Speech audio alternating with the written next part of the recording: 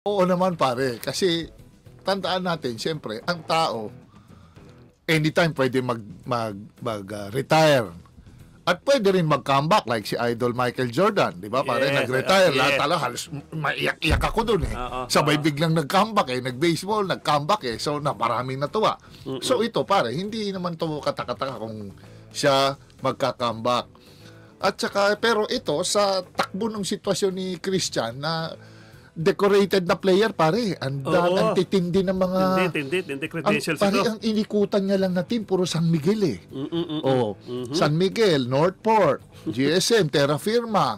Eh baka nagbabaka sakali rin yung iba na Correct. MVP group. Katulad yan, ay magre-retire na ba? Eh bakit di natin offeran? Baka pumutok sa atin. Correct. Baka kulang lang ng pansin tong tao, kulang lang sa playing time, importansya, kulang sa break, kulang sa gamit, tamang gamit.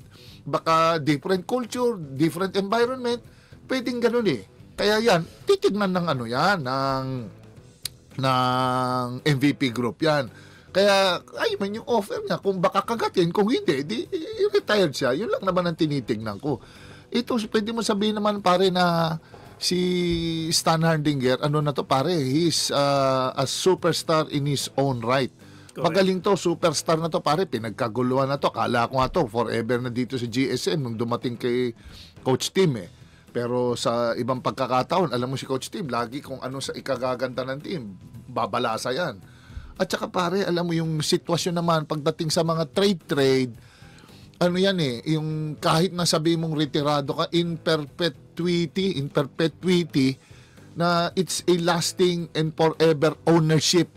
Pag nasa PBA ka, kahit nag-retire na ako, huling-huli ko, whatever team, yun pa rin ang may rights ko. Baka sakali ka mag-comeback. Nako, hindi ka ako pwedeng dumiretso kung saan-saan team.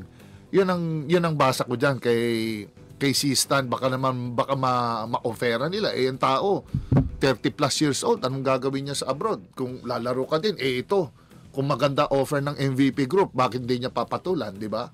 Kasi yung tao, pare, willing maglaro eh. Naghahanap lang din kuminsan nito ng alam mo na baka siguro ng playing time, importansya. Alam mo, player to, bowler to eh. Kaya yun pare, yun ang nakikita ko.